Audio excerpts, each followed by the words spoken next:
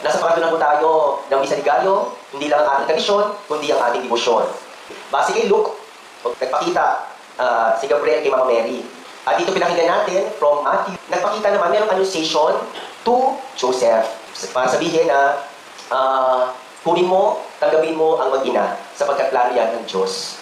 We came to know the HS, which means Jesus Hominum Salvatore. In English, Jesus, the Savior of Humanity. Gagamitin din po natin yan. JSH, Jesus, the Savior of Humanity. Una, si Saint Joseph is the just one. He is a righteous man. Kasi bilang Hudyo, meron silang sinusunod na batas na tinatawag na Torah.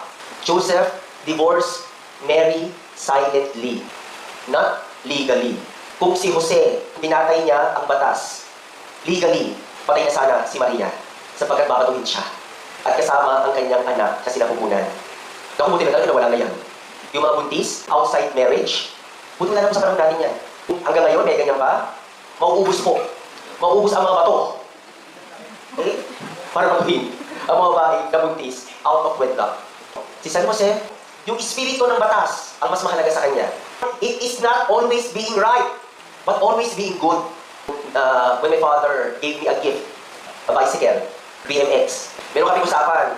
Ang batas ay huwag gagamitin ang bike kapag ako lang mag-isa. One time, o isang gabi, nilabas ko to, at ayun, nakabangga ako. Ang tatay ko, chinek ako. Kamusta ka? May nangyari ba sa'yo? Anong masakit sa'yo? Yung takot ko na mapagalitan, hindi pala. Hindi batas ang mahalaga sa tatay ko, kundi pagmamahal niya sa kanyang anak. At yan, si San Jose, the just one. At si San Jose din is the sacrificial one. Handa siyang magtiis, handa siyang mag-alay ng buhay para sa mag-ina na si Maria at Jesus. Pag sa paradox of life, if you want to be happy, don't focus on yourself, but focus on others. Pero nga po isang teacher sa isang classroom, ang sabi, class, there are many balloons here. Write your name on it. Nilamon-rambol, it's time for you to look for your balloon with your name. Ay, ang tagal. 20 minutes hindi pa nila nakikita ang balloon nila. But the teacher gave another instruction. Class, ang balloon na nakuha ninyo, ibigay ninyo sa classmate nyo na mayroong pangalan. You know, wala pang 5 seconds. Na-accomplish nila. Pangatlo at panghuli, H. Joseph is the humble and the hidden one. Siya'y nanahimik, siya'y nasa backstage lang.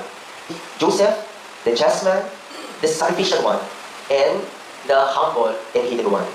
Magbigay o ang mas bida ay ibang tao kaysa sa atin. Amen.